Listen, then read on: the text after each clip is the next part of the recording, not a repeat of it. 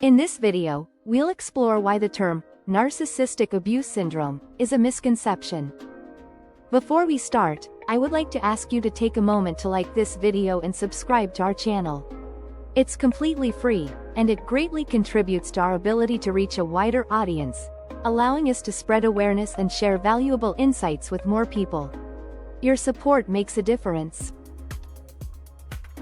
Being in a relationship where your reality is constantly questioned, your confidence eroded, and your sense of self is slowly worn away.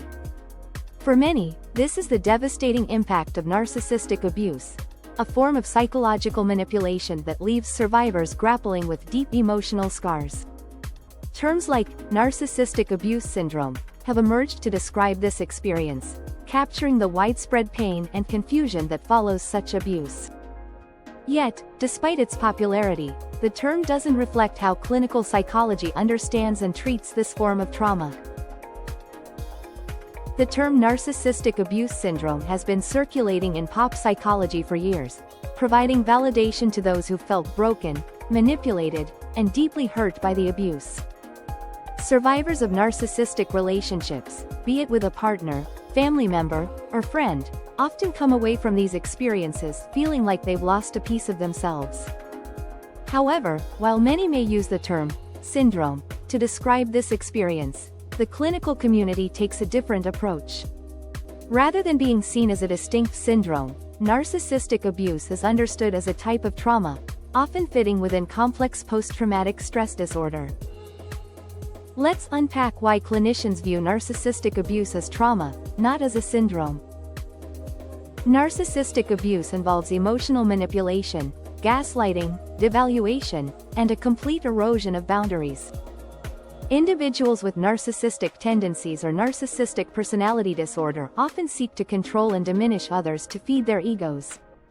This process leads to severe emotional distress for the person on the receiving end, causing them to question their reality, worth, and ability to trust.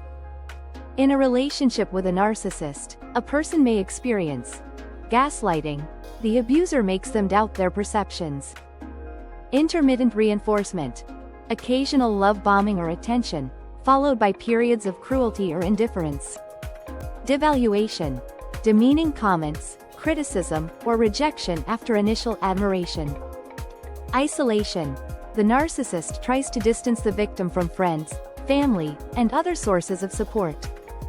The result? Survivors often feel deeply traumatized, lost, and empty. This intense emotional impact is why people usually refer to the aftermath as narcissistic abuse syndrome. In psychology, a syndrome is a collection of symptoms that occur together and form a specific, recognizable pattern with a clear cause. While survivors of narcissistic abuse do often report everyday experiences like anxiety, low self-worth, flashbacks, and difficulty trusting others, these are not unique enough to establish narcissistic abuse syndrome as a distinct entity. Instead, these experiences overlap significantly with what we already recognize in trauma responses. Trauma arises when a person undergoes prolonged or intense distress, especially when they feel powerless to change or escape it. Narcissistic abuse, with its pattern of unpredictable reinforcement, intense manipulation, and isolation, creates this exact condition. Survivors often feel trapped and helpless, leading to trauma responses. Clinicians today use trauma frameworks to help narcissistic abuse survivors make sense of their experiences. This approach captures the depth and complexity of their emotional wounds without needing a separate label. The overlap with complex PTSD. Complex PTSD is a term commonly used to describe the long-term effects of sustained, repeated trauma. Originally developed to help explain the experiences of people exposed to chronic abuse or captivity, CPTSD is highly relevant to those who've suffered from narcissistic abuse. It describes many symptoms that align with what survivors experience, such as emotional flashbacks, sudden feelings of terror, shame, or anger in response to reminders of past abuse. Difficulty regulating emotions, overwhelming, despairing, and struggling to maintain stable moods. Persistent negative self-image, feelings of worthlessness and self-blame. Hypervigilance, heightened sensitivity to potential threats, especially in relationships. For survivors, CPTSD provides a framework that is trauma-focused and evidence-based, offering a pathway to understanding and addressing the harm they've endured. Why narcissistic abuse syndrome became popular in pop psychology. The term narcissistic abuse syndrome first gained popularity as a way for survivors to explain why they felt so profoundly affected by their experiences. Many people found comfort in having a term validating their suffering. This was especially true, because, for years, narcissistic abuse was severely under-recognized and under-addressed by the mental health community. This term provided legitimacy to survivors' pain, and people felt seen and heard.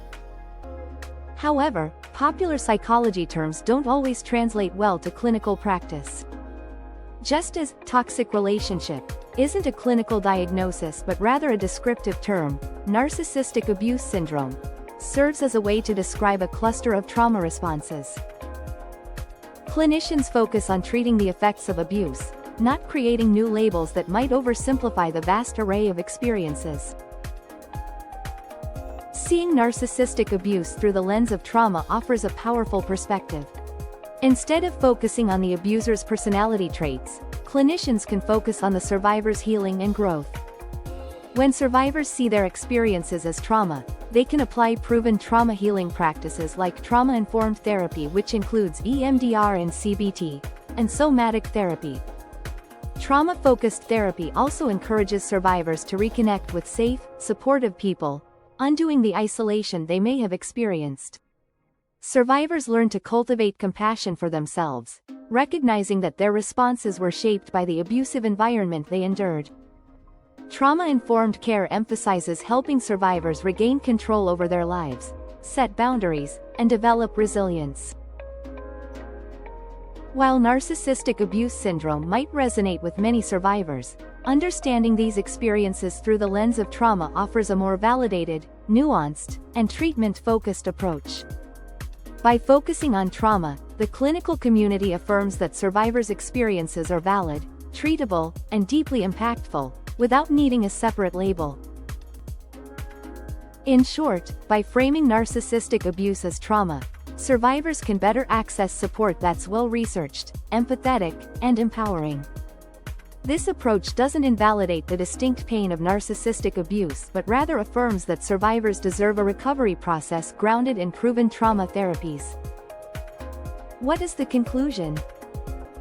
Reframing narcissistic abuse as trauma instead of a unique syndrome changes everything about how survivors approach healing. By understanding the impact of narcissistic abuse through the established, evidence-based lens of trauma, survivors can find pathways to recovery that are compassionate, effective, and focused on rebuilding their lives. While the term narcissistic abuse syndrome once provided a way to name this pain, recognizing it as trauma allows survivors to seek out the support they deserve and reminds them they're not defined by what they endured. Healing is possible, and every small step, from reconnecting with loved ones to reclaiming your self-worth, moves you closer to a life of freedom, strength, and self-respect.